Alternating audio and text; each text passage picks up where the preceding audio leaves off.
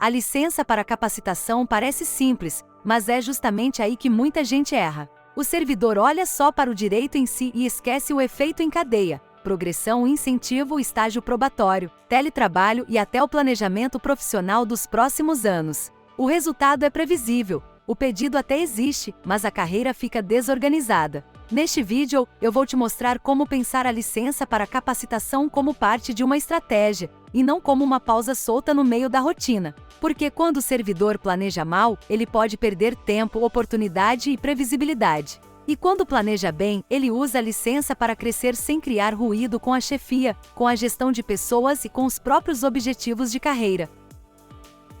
Vamos começar pelo básico, sem juridiquês desnecessário. A licença para capacitação é um afastamento previsto para o servidor se qualificar, normalmente após cumprir os requisitos legais e as regras internas do órgão.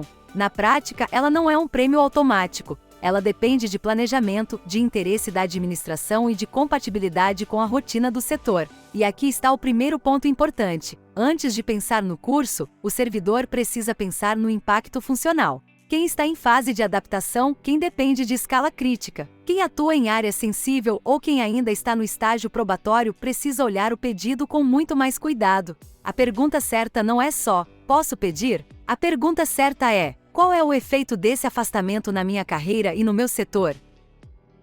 Agora entra um erro muito comum: o servidor monta a licença para capacitação sem olhar a progressão. Em várias carreiras, o que pesa não é só cumprir tempo, mas manter coerência entre desenvolvimento, avaliação e documentação funcional. Se você se afasta sem acompanhar o calendário da sua carreira, pode acabar deixando passar prazo interno, janela de avaliação ou momento estratégico para juntar documentos. E isso vale ainda mais para quem está em trilha de incentivo à qualificação. O servidor precisa enxergar a licença como parte de um ciclo: capacitar, registrar, comprovar e usar isso no momento certo. Não adianta estudar muito e depois esquecer de formalizar o que foi feito. Planejamento profissional no serviço público é isso: transformar estudo em movimento concreto na carreira. Outro ponto que muita gente ignora é o estágio probatório. Se o servidor ainda está nessa fase, o cuidado precisa ser redobrado. Não é porque existe a possibilidade de afastamento que o pedido vai ser tratado da mesma forma que o de alguém já estabilizado e com rotina consolidada. O estágio probatório exige atenção à assiduidade, ao desempenho e à adaptação ao cargo. Então, antes de pedir licença para capacitação, o servidor precisa verificar se o momento é adequado e se o afastamento não vai gerar leitura negativa sobre comprometimento ou continuidade do trabalho. Isso não significa medo exagerado. Significa maturidade funcional. Em vez de agir no impulso, o ideal é conversar com a chefia, conferir a norma interna e entender como o pedido será analisado dentro da realidade do setor. E o teletrabalho? Aqui mora outra confusão comum. Tem servidor que acha que por estar em teletrabalho, tudo fica mais fácil para encaixar capacitação. Mas nem sempre a lógica é essa. Teletrabalho é uma forma de organização do trabalho, enquanto licença para capacitação é afastamento. São coisas diferentes com efeitos diferentes.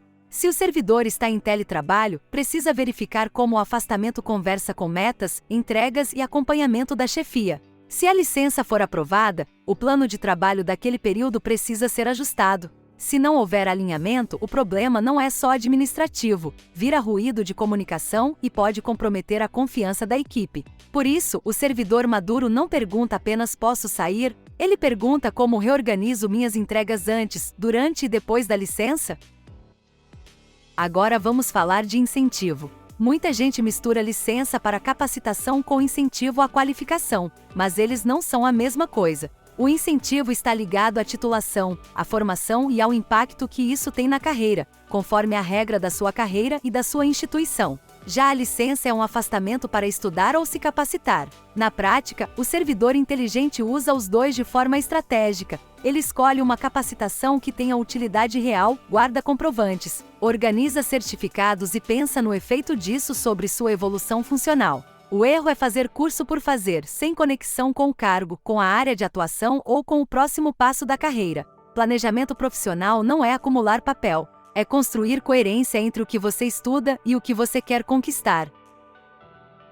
Se eu pudesse resumir o pedido ideal em uma frase, seria esta: licença para capacitação começa antes do protocolo. Antes de enviar qualquer solicitação, o servidor precisa montar um mini dossiê do pedido. Isso inclui verificar a norma interna, conferir requisitos, alinhar com a chefia, observar o período da carreira, pensar no impacto na equipe e separar os documentos que comprovam a finalidade da capacitação. Em muitos órgãos, o problema não é a falta de direito. O problema é a falta de organização. E organização, aqui, significa previsibilidade. Quando o processo chega completo, a análise flui melhor. Quando chega confuso, ele volta, atrasa e gera desgaste. Então, se você quer usar a licença a seu favor, pense como gestor da própria carreira, antecipe dúvidas, reduza ruído e entregue um pedido claro. Tem também um ponto de ética que quase ninguém fala. A licença para capacitação não pode ser tratada como atalho para sumir do setor sem responsabilidade. Ética no serviço público significa transparência, boa-fé e respeito à finalidade do Instituto. Se o servidor pede a licença, mas já sabe que vai usar o período de forma incompatível com o objetivo declarado, ele cria um problema sério de confiança. E confiança no serviço público vale muito. A chefia precisa saber o que está sendo solicitado, por quê e como isso se conecta com a atividade funcional. O servidor ético não esconde informação, não improvisa justificativa e não usa o afastamento como fuga da rotina. Ele usa a licença para se desenvolver e voltar melhor para o trabalho. Isso fortalece a carreira e protege a imagem funcional. Agora vamos ao erro mais caro: pedir a licença sem encaixar isso no planejamento profissional. O servidor pensa no mês atual, mas não pensa no semestre seguinte, na avaliação de desempenho, na progressão, no retorno ao setor e nas próximas metas. A licença precisa caber na vida funcional inteira, não só na agenda da semana. Um bom planejamento responde 4 perguntas: quando pedir, por que pedir, como comprovar e o que muda depois do retorno. Se você não responde isso antes, o afastamento vira improviso. E improviso no serviço público costuma custar tempo, energia e oportunidade. Então, antes de qualquer decisão, desenhe sua carreira como um mapa: onde você está, para onde quer ir e qual capacitação realmente ajuda nesse caminho. Na prática, o servidor que acerta faz 3 coisas. Ele consulta a norma do órgão, conversa com a chefia antes de protocolar e guarda tudo que comprove a finalidade da capacitação. Isso vale para curso, evento, estudo dirigido ou qualquer outra forma aceita internamente. E vale também para o retorno. Depois da licença, é importante registrar o que foi feito e manter a trilha funcional organizada. Isso ajuda em progressão, em incentivo, em futuras análises e até em outras solicitações de afastamento. O segredo não é apenas conseguir a licença. O segredo é transformar a licença em resultado concreto para a carreira. Quem faz isso ganha maturidade funcional e para de depender de tentativa e erro.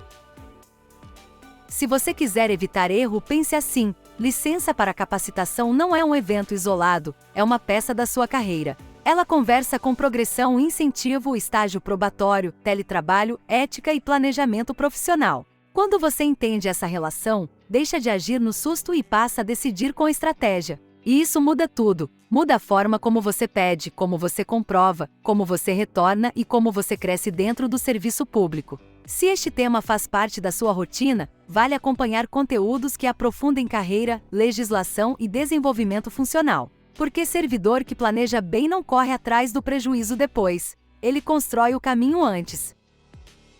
Se este vídeo te ajudou, salve para consultar depois e compartilhe com outro servidor que esteja planejando a própria carreira. E se você quiser aprofundar esse tema com mais organização e segurança, acompanhe os conteúdos do Educamundo.